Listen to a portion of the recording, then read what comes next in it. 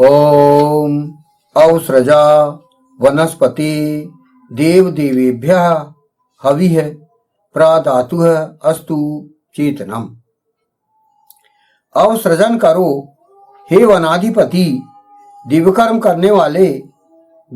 करने वालों के लिए आत्मसमर्पण पूर्ण भक्ति प्रदान करने वाले के लिए चेतना हो।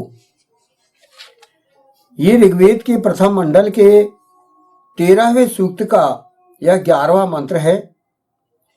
इसके ऋषि भगवान मेधातिथि काण्व है और इस मंत्र का प्रमुख विषय, जिसे दिव्य विषय भी कहा जाता है, वह है वनस्पति है, अर्थात वनस्पति।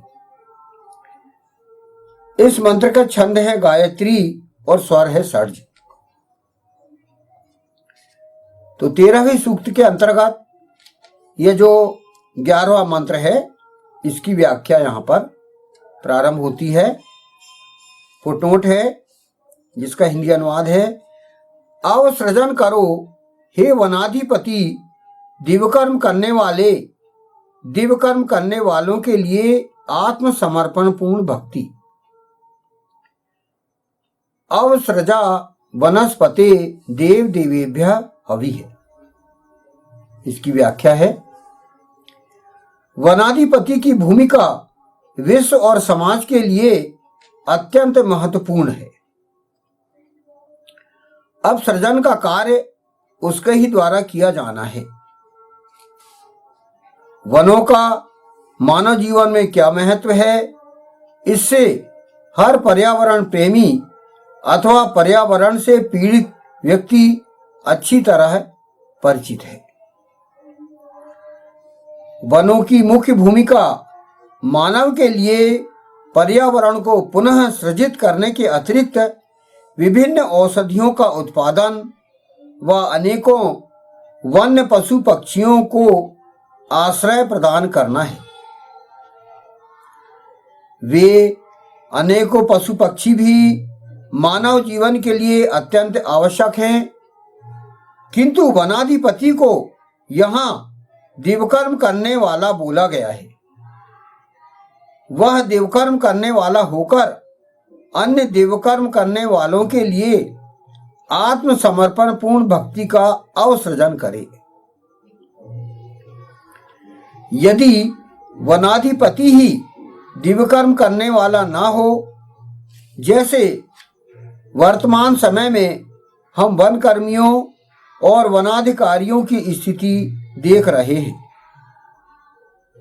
तब उनकी लापरवाही का परिणाम अन्य निर्दोष लोग भुगतने के लिए विवश हो जाते हैं।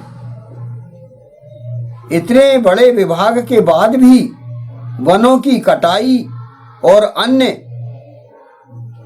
वन्य पशुओं की तस्करी दिन प्रतिदिन बढ़ती जा रही है, क्योंकि कुछ लोग यहाँ भी दिव्यकर्म करने के स्थान पर भ्रष्टाचार के शिकार हैं। इस प्रकार रक्षक ही भक्षक बन बैठे हैं।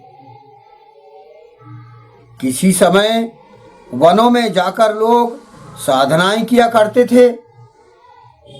वह सब कुछ आज भी किया जा सकता है, किंतु इस हेतु अनुकूल वातावरण तैयार करने की आवश्यकता है।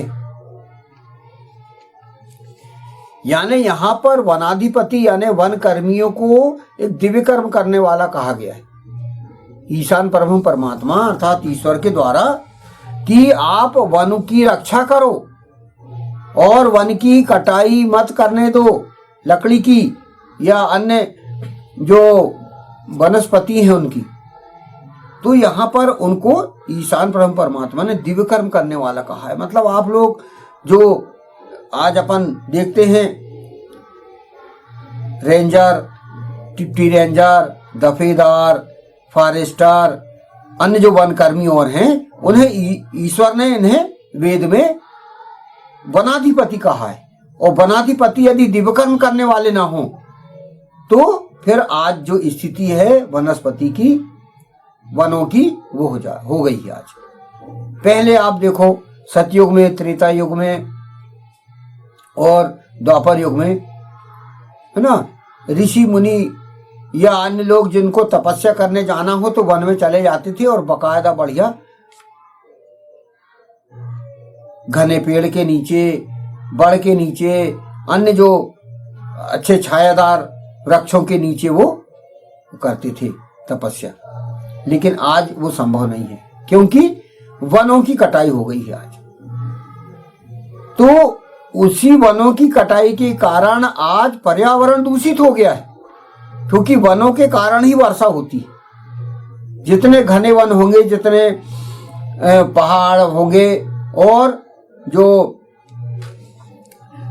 जड़ी बूटियां होंगी, उनसे लोगों को फायदा होगा, लोगों को औषधियां मिलेंगी। ये सब जो है वनों के कारण है। पशु पक्षी भी समाप्त होते जा रहे हैं। तो ये ईशान परमात्मा ने ये देन दिया, प्रकृति ये मनुष्य को देन दिया है। ये हरी भरी प्रकृति आसपास हम देखते हैं, सौंदर्य के लिए है, लेकिन काट के लोगों ने उसको बर्बाद कर दिया। तो ऐसा नहीं होना चाहिए, क्योंकि आज परिणाम आज विश्व भुगत रहा। पर्यावरण के लिए देश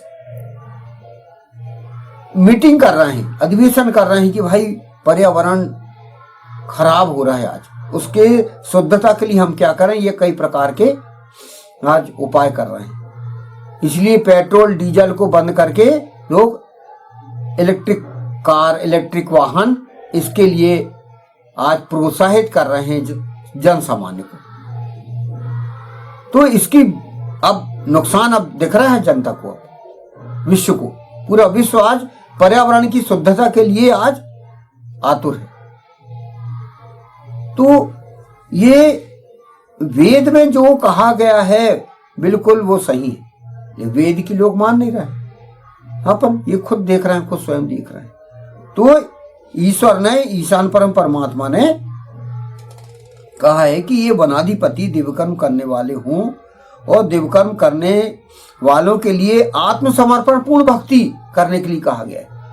ईश्वर को समर्पित होके यदि वो वनों की रक्षा करें तो वो भी अपना जो है लाभ उठाएंगे और दूसरों को भी लाभ उठाने में फायदा करेंगे, सहयोग करेंगे।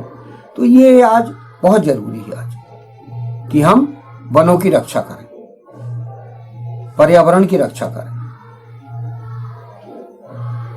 पौधे लगाने के लिए, वृक्ष लगाने के लिए कितने अभियान चल रहे हैं। ये बहुत अच्छी बात है, होना चाहिए। यदि हम पौधे नहीं लगाएंगे तो वो पौधे बड़े होके हम कैसे देंगे। पौधों से ऑक्सीजन मिलती है, ऑक्सीजन की आज कमी क्यों हो गई है, यही है, पौधे हरे भरे वृक्ष जो है कट गए। तो वृक्षारोपण के लिए कितना अभियान चला जा रहा, पूरा विभाग बना है, ये बहुत जरूरी है। इसमें हमें कई संस्थाएं लगी हुई है, हमें भी लगना चाहिए। और एक घर में एक छायादार पेड़ की बहुत जरूरत है, लगाना चाहिए लोगों को। एक अपना संकल्प लेना चाहिए। तो ईश्वर ने पहले ही कह दिया वेदों में, वर्षों आदि अनंत काल से वनों की रक्षा के लिए ईश्वर कह रहा है। तो इसका ध्यान देना चाहिए जन सामान्य को। इसमें अगले फुटनोट है, प्रदान करने वाले के लिए चेतना हो, प्रादातु अस्तु चेतनम।